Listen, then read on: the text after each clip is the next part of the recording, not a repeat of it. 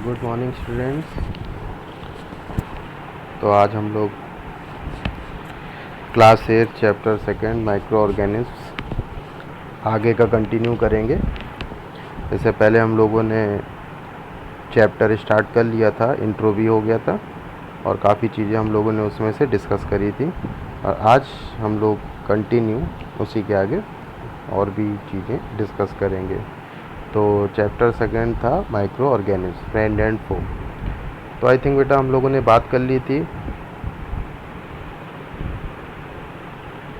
Micro organism पे। Micro organism पे हम लोगों ने बहुत सारी बातें की थी, है ना। और हम लोगों ने ये भी इससे पहले वाली क्लास में पढ़ा हुआ था कि प्रीवियस क्लास में हम लोगों ने जो है कौन कौन से हमारे जो भी माइक्रो ऑर्गेनिज्म हैं हमारे लिए बेस्ट हैं, ठीक है।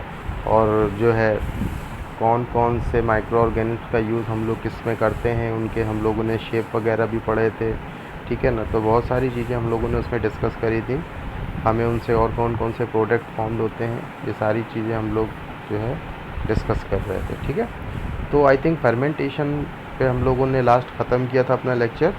और आपको याद होगा कि फर्मेंटेशन क्या था, जिसमें हम लोग शुगर से अल्कोहल फॉर्म करते थे बाई ईस्ट, ठीक है। जो ईस्ट की हेल्प से हम लोग शुगर को अल्कोहल में कन्वर्ट कर देते थे, इसी प्रोसेस को हम लोग बोलते थे फर्मेंटेशन, ठीक है।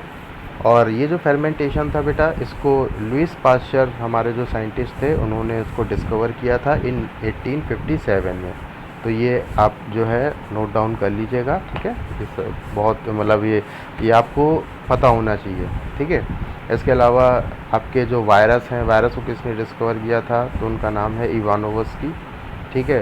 इसके अलावा बैक्टीरिया की बात करेंगे तो बैक्टीरिया को कहते हैं एंटी वॉन लिवेनहॉफ। ऐसे बहुत सारे साइंटिस्ट हैं जिनके बारे में आज जो है आपको पता होना चाहिए, चलेगा। तो बात हम लोग करते हैं फर्मेंटेशन के आगे, हम लोग बात करते हैं medicinal use of micro organism. यानी कि जो भी माइक्रो ऑर्गेनिज्म हैं उनका यूज़ हम लोग मेडिसिनल यानी मेडिकल लाइन में कैसे करते हैं भाई। इनका यूज़ मेडिकल लाइन में बेटा मेडिसिन को बनाने में, जो भी दवाइयाँ हैं उनको बनाने में इनका यूज़ किया, इनकी हेल्प ली जाती है, इनका यूज़ किया जाता है, ठीक है। जो भी मेनली हमारे यहाँ पे एंटीबायोटिक्स हैं मेनली, ठीक है। तो वो एंटीबायोटिक्स जो है आपकी इन जो है माइक्रो ऑर्गेनिज्म से ही डेवलप की जाती हैं, ठीक है। तो और ये जो बेटा एंटीबायोटिक है, सबसे पहले तो हम आपको इनकी जो है एंटीबायोटिक बताते हैं कि जो एंटीबायोटिक है ये बैक्टीरिया के अगेंस्ट ही फाइट करती है। यानी कि जो भी बैक्टीरिया हैं उनको किल करने के लिए एंटीबायोटिक ली जाती है। अगर जैसे आपको कोई वायरल डिसीज़ है तो वायरल डिसीज़ में आप एंटीबायोटिक नहीं ले सकते हो। आपको एंटीबायोटिक कब लेनी है, जब आपको कोई बैक्टीरियल डिसीज़ हो, ये आप याद रखिएगा, ठीक है। क्योंकि ये एंटी वायरल नहीं है, ये एंटीबायोटिक है, ठीक है। तो इस चीज़ का आप ज़रूर याद रखोगे।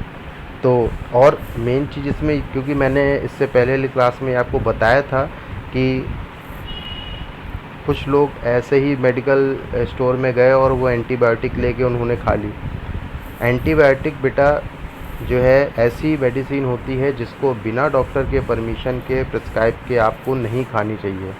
जब तक डॉक्टर आपको प्रिस्क्राइब ना करे तब तक आपको उसको मेडिसिन को नहीं लेना है, याद रखिएगा। क्योंकि हमने आपको बताया था कि जो एंटीबायोटिक है वो बैक्टीरिया को किल करता है, तो उसको ये नहीं पता होता है कि कौन सा बैक्टीरिया अच्छा है कौन सा बुरा। और हमने आपको बताया था कि हमारे बॉडी में जो हमारा डाइजेस्टिव सिस्टम है उसमें ऐसे बहुत सारे जो है बैक्टीरिया प्रेजेंस रहते हैं जो हमारे डाइजेशन में हेल्प करते हैं। तो अगर आप एंटीबायोटिक लोगे और अगर आपको कोई बैक्टीरियल डिसीज़ नहीं हुई तो वो क्या करेगा, जो भी हमारे बॉडी में अच्छे बैक्टीरिया हैं उनको किल कर देगा। तो इससे आपकी बॉडी वीक हो जाएगी और इसके अलावा और भी बहुत सारी प्रॉब्लम्स जो है आपको फेस करनी पड़ सकती है, ठीक है। तो इसलिए एंटीबायोटिक बहुत सोच समझ के लेनी चाहिए, ठीक है। तो इस द मेडिसिन किल्स और stop the growth of red disease causing microorganism, such medicine are called antibiotic, ठीक है।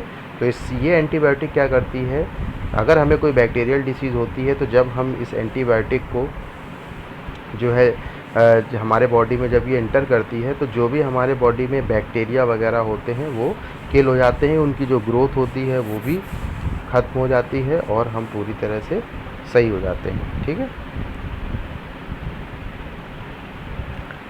तो कुछ बेटा एंटीबायोटिक्स के नेम दिए गए हैं, जैसे कि स्ट्रेप्टोमाइसिन, टेट्रासाइक्लिन, एरिथ्रोमाइसिन। ये आपको 2 से 3 एंटीबायोटिक के नेम पता होने चाहिए, ठीक है।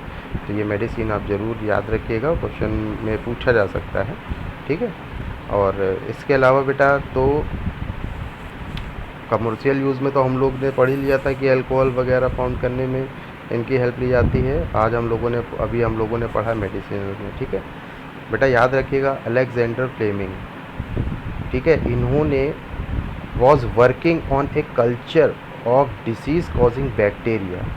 आपको पता है कि जो फर्स्ट एंटीबायोटिक जिसकी सब लोग बात करते हैं पेनिसिलिन, ये पेनिसिलिन एक माइक्रो ऑर्गेनिज्म से डेवलप की गई थी जिसका नाम था पेनिसिलियम।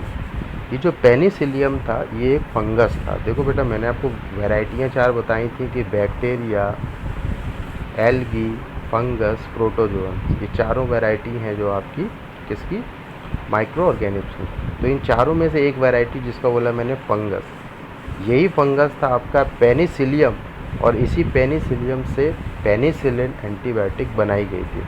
अब मैं आपको बेटा इसका एक अमेजिंग फैक्ट बताता हूँ। देखो बेटा हम लोग शुरू से पढ़ते चले आ रहे हैं कि अलेक्जेंडर फ्लेमिंग ने जो है आपकी जो फर्स्ट एंटीबायोटिक है पेनिसिलिन उसको डेवलप किया था, ठीक है, ओके, मान लिया मैंने। लेकिन ये रियल में एंटीबायोटिक डिस्कवर नहीं कर रहे थे, ठीक है, ये इनका तो ये मोटो ही नहीं था। ये जो पेनिसिलिन बेटा जो आपकी डिस्कवर हुई है ना, ये इनसे धोखे से हो गई, क्योंकि ये रिसर्च कर रहे थे बैक्टीरिया पे। ये उस बैक्टीरिया पे रिसर्च कर रहे थे, जो एक इन्होंने बैक्टीरिया लिया हुआ था, ये उस पर रिसर्च कर रहे थे। और जब जो इनकी कल्चर प्लेट थी, यानी जो कल्चरल प्लेट यानी जिस पे स्टडी वगैरह उस प्लेट पे कर रहे थे बैक्टीरिया वगैरह को रख के, तो क्या हुआ कि इन्होंने जब ये रिसर्च कर रहे थे उसके बाद टाइम हो गया, तो इन्होंने उस प्लेट को ऐसे ही रख दिया, और प्लेट को ऐसे ही रखने के बाद ये क्या हुए,